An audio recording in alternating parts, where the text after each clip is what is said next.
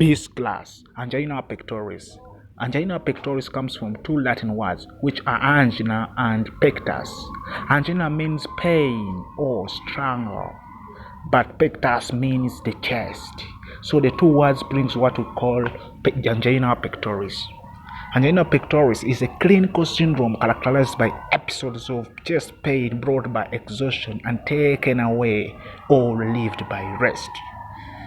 So in this condition, a patient experiences a lot of pain situated in the chest. Causes of angina pectoris. The main cause or the cause number one is atherosclerosis of the coronary arteries. Atherosclerosis comes from the word atheroma, and atheroma means fatty or cholesterol coating in the lumen of blood vessels. So when there is a fatty coating in the lumen of coronary arteries, there will be diminished blood supply to the coronary system or to the cardiac cells, hence causing that pain due to diminished supply to the cardiac cells. Number two is aorta or aortic stenosis.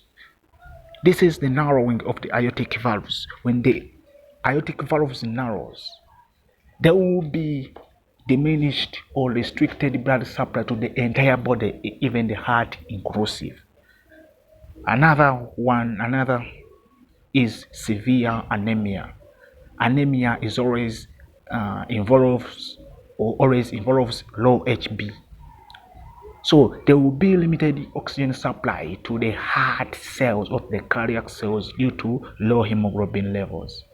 Another one is hypovolemia. Hypovolemia means low blood volume. So when the heart receives low blood volume from the entire body, so little blood will be supplied to the heart or to the heart cells. Then let us see what we call predisposing factors. What are the predisposing factors to angina pectoris? Number one is high fat diet. When you eat fatty foods have a lot of cholesterol. So there will be concentration of cholesterol in the blood, hence causing narrowing of blood vessels. Number two is hypertension. Hypertension as a result of atherosclerosis. Because of narrowing of blood vessels, this will increase blood pressure. Number three is diabetes. People with diabetes are more likely to experience angina pectoris because the high glucose levels can burn the inner lining of the coronary arteries. Number four is stress. Chronic stress or severe stress can also predispose someone to because stress increases pressure or causes what we call palpitations, hence causing angina pectoris. Another one is obesity. Abnormal, very big size people. These people have a lot of fats, so these fats these fats are also deposited on the blood vessels, hence causing narrowing of blood vessels. Then another predisposing factor is smoking, cigarette smoking, or smoking marijuana.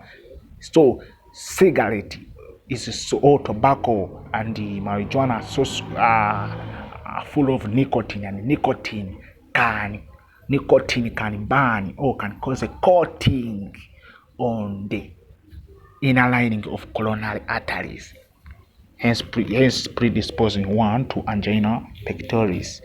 Then another one is sedentary lifestyles. People who do soft work, who are always in seats, who are always swinging in seats, who do less energy consuming activities are also likely to get angina pectoris.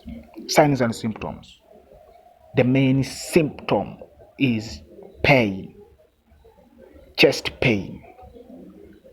So the chest pain that is situated behind the sternum and keeps on radiating in the neck and then to the entire arms.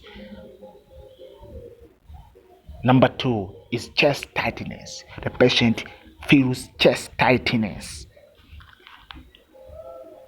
Another one is shortness of breath. Shortness of breath due to palpitations. The patient and much pain within the chest, and remember the heart is a neighbor to the lungs, the patient may experience shortness of breath. Another one is numbness of arms. Due to this pain that keeps on radiating to the arms, the patient may experience numbness of arms. Then light headachehness, angina pectoris may present with light headache. Then dizziness, because of the repetitive headache can cause dizziness. Then other minor signs like a general body weakness, nausea and vomiting, and in later stages a patient may experience or may have what called cardiomegaly, which is enlargement of the heart. Types of angina pectoris. We have two types of angina pectoris. Number one is stable angina. This is caused by a vigorous activity and relieved by the rest or just administration of a vasodilator like nitroglycerin and others.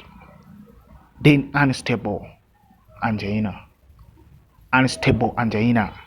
This is just pain occurring at even minimal activity or even at rest, and with increasing the severity. So the patient experiences pain even if when he's sitting, even if when he's lying down, and the pain is so severe. That is what we call unstable angina pectoris.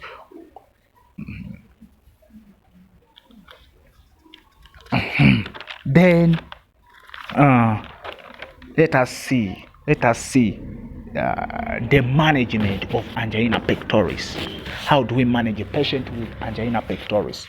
So in managing a patient with angina pectoris, mainly the nursing management is the one that they like most, but you may find that the medical management, you should understand it very well because it is applicable in all conditions of the cardiovascular. You will find out that most of the drugs that we talk about in angina pectoris may work in hypertension, may work in heart failure, may work in a rheumatic fever, may also work in myocardial infarction. So we must sit down and master and understand these drugs. So let us first see the drugs, then we are going to see the management.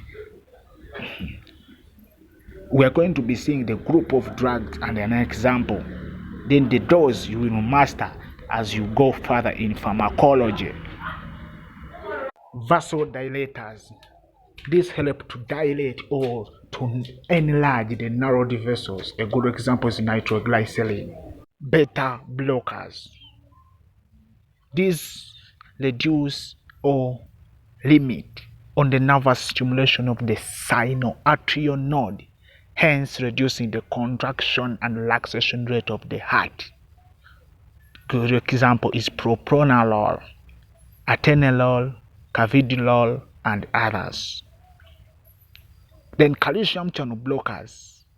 This reduces or limit the amount of calcium that enters into the muscle or the myocardium of the heart, hence reducing the contractility of the heart. A good example is nifedipine and amlodipine. Then anticoagulants, for example heparin. This prevents inflammation of thrombus from atheroma. So those are the drugs that are specifically used in treatment of angina pectoris, or what we may call anti-anginal drugs. Then the nursing management. The nursing management, we start with admission. We shall admit the patient in the medical ward or in emergency ward in case of unstable severe angina pectoris. Then we shall give a complete bed rest in a cardiac bed because of we shall position in sitting up position in a cardiac bed because of the difficulty in breathing and a lot of chest within the chest. Then reassurance, we reassure the patient to lay anxiety. Then administer prescribed drugs. The drugs we've seen, the vasodilators, the beta blockers, the calcium channel blockers, and anticoagulants as prescribed by the doctor. Then, since it is an emergency, oxygen, in case of emergency, oxygen administration, we administer prescribed amount, 3 to 5 liters of oxygen.